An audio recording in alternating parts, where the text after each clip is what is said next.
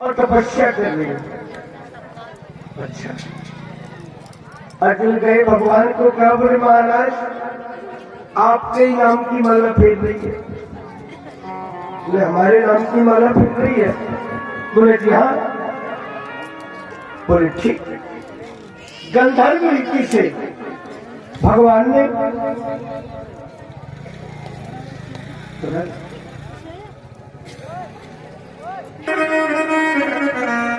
मेरे भाई बहन ठाकुर जी की कृपा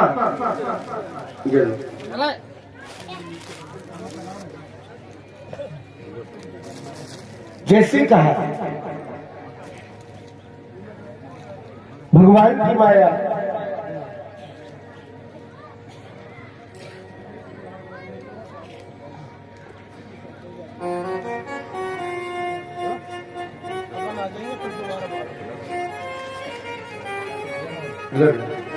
लो ये अब ये घर जा करके उतरनी चाहिए और मारने के लिए दौड़े।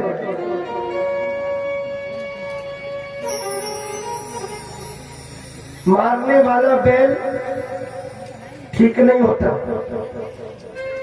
किसी कवि का कथन है क्या, सट को सने बुरो फागुन को में बुरो अजीबाल कोय में बुरो देवी सक गारिये मारे आयो बैल बुरो दोगलो पटेल बुरो पीछे जनियो महल बुरो नर हो चाहे नारी। मेरे भाई बहन ओछे आदमी की संगत कदापि मत करो। फाल्गुन के महीने में वर्षा होती है तो वो वर्षा किसी काम की नहीं है। बालक की बात का और बुरा मत मानिए।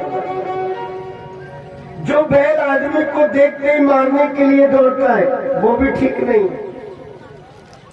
और पटेल ऐसे पटेल अगर कोई हो दोनों हाथों में लड्डू रखने वाले तो वो पटेल भी ठीक नहीं है ना।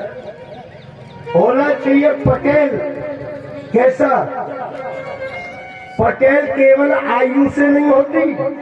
पटेल आयु किससे मिलती है? बुद्धि से। जो सही सत्य फैसला कर दे, दूध का दूध और पानी का पानी, वो होता है पटेल। मेरे भाई बहन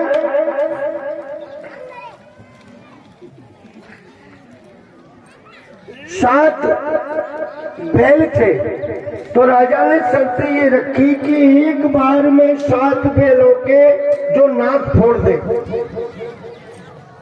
एक साथ में 7 बैलों के मरखड़ी बैल थे नाक फोड़ दे, उसी के साथ में मेरी कन्या का विवाह संपन्न कर दूं।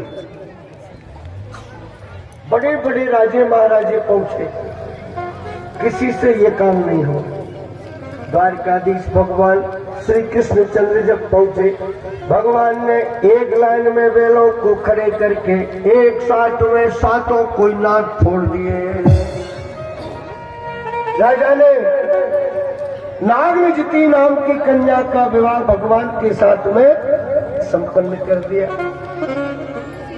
भगवान का लक्ष्मणा के साथ में विवाह संपन्न हुआ, मित्रविंदा के साथ में विवाह संपन्न हुआ और अंत में भद्रा के साथ में भी भगवान का विवाह संपन्न हुआ।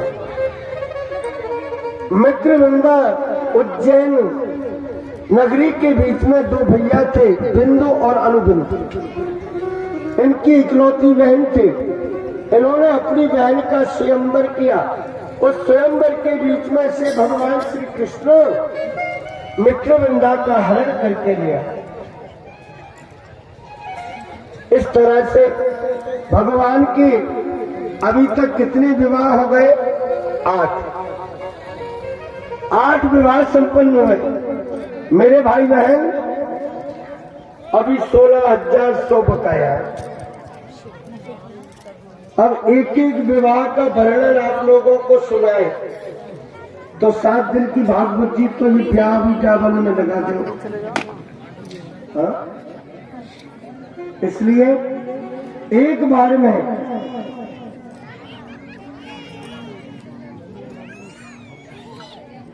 भगवान के सारे विवाह संपन्न कराए। प्राग ज्योतिषपुर के बीच में एक भ्रमासुर नाम का दैत्य था, जिसने इंद्रेण हता मदादिस्तथानेन यापितो भौमुचेष्टितम्। भ्रमासुर नाम का दैत्य था, जिसने राजे महाराजाओं की कन्याओं का हरण करके और मेरे भाई बहन अपने कारागृह के बीच में डाल रखा। जब ये कन्या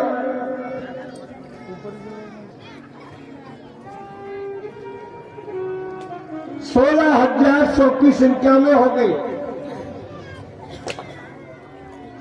तो मेरे भाई बहन उसी समय के बीच में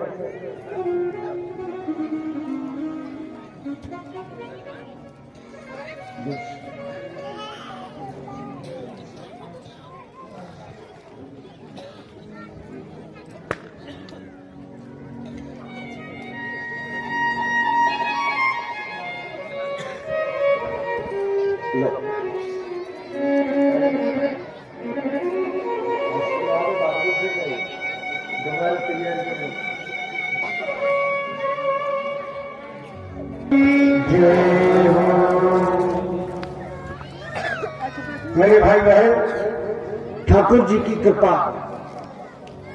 भगवान सुखदेव स्वामी कहने के लिए लगे हैं, राजन 16,100 कन्याओं को कारागृह में बंद कर दिए। विचार किया जब अधिक संख्या में हो जाएंगी तब मैं इनके साथ में विवाह करूंगा।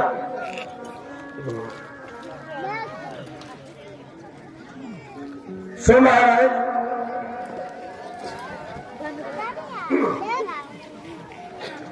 उसी समय परमात्मा की माया, ये सारी की सारी कन्या भगवान श्याम सुंदर का यजन करने के लिए लगी। भगवान गए, भौमासुर के साथ में युद्ध किया, भौमासुर का वध किया और कन्याओं को कारागृह के छोटे द्वार से हाथ पकड़ पकड़ करके बाहर निकाला। जब ये सारी कन्याएं बाहर आ गईं, हाथ जोड़ करके और भगवान से कहा, प्रभु अब हम आपकी चरणारविंदों की दासी बनकर के आपकी सेवा करेंगी। भगवान ने कहा, देवियों तुम सब अपने अपने घरों के लिए चले, तुम्हारे छोटे छोटे तुम्हारे जो भी परिवार वाले होंगे वो इंतजार करेंगे, माता पिता तुम्हारा इंतजार करेंगे।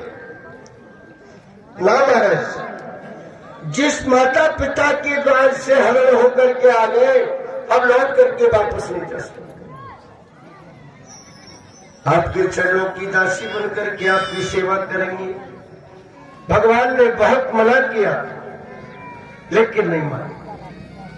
महाराज, हमने तो हमारे हृदय में, हमारे मन में आपको ही और पति भाव से मान रखा है। कहते हैं ना कि ऐसे पर को क्या करूं जो जन्मे और पर जाए, हर पर बरनों को पाल जी, मारो छोड़ लो अमर हो जा। हमने तो आपको सच्चे भाव से और हमारा पति बना लिया। हम आपके चरणों की दासी बनकर के आपकी सेवा करें। भगवान ने गंधर्व रीति से इनके साथ में भी विवाह संपन्न कर लिया। मेरे भाई बहन, उसी समय के बीच में ठाकुर जी की कृपा। अब भगवान सबको लेकर के पहुंच गए द्वारिका पुरी। अब आप लोग ऐसे मत समझना भगवान के कुल कितने विवाह हो गए, 16,108। अब ऐसे मत समझना कि भगवान अकेले फिर इतनी सारी रानियों को कैसे संतुष्ट रखते होंगे। परंतु मेरे भाई बहन, जितनी भगवान की रानियां है ना, उतने ही भगवान ने अपने रूप बदल दिए। आनंद पूर्वक कार्य विवाह का संपन्न हुआ। भगवान कृष्ण का सुख भोगने लगे। एक दिन भगवान की गृहचर्या देखने के लिए नारद जी महाराज आए। कल्प वृक्ष का पुष्प लेकर के आए। भगवान रुक्मिणी जी के महल में सैया के ऊपर लेटे हुए हैं। रुक्मिणी जी भगवान के श्री चरणार बिंदों की सेवा कर रही।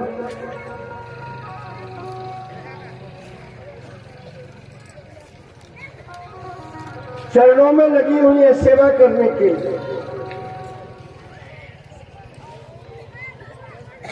अब जैसी सेवा होने के लिए लगी, नारद जी आए, भगवान को प्रणाम किया और भगवान को भेंट में कल्प वृक्ष का पुष्प। भगवान ने पुष्प लिया और लेकर के सम्मान के साथ उस पुष्प को रुक्मिणी जी को दे दिया। नारद जी ने विचार किया कि भगवान सबसे ज्यादा प्रेम रुक्मिणी जी को ही करे। वहां से विदा लेकर के चलने लगे। अब जैसे ही वहां से विदा लेकर के चलने लगे, सोई मेरे भाई बहन सत्यभामा के भवन में पहुंचे। जय श्रीमन नारायण। आइए गुरुदेव, देव ऋषि, आज तो आपने बड़ी अच्छी कृपा की, बहुत बड़ा अनुग्रह किया है स्वामी। पधारिए भगवान। नारद जी महाराज का स्वागत सम्मान किया। नारद जी ने कहा देवी भगवान का, बोले जी अभी अभी प्रसादी ग्रहण करके अभी अभी गए। नारद जी सत्यभामा को कहने लगे कि देवी भगवान प्रसादी ग्रहण करें तुम्हारे यहाँ और विश्राम करें रुक्मिणी जी के भवन में। बोले नहीं जी, ऐसी कोई बात नहीं है। भगवान के लिए तो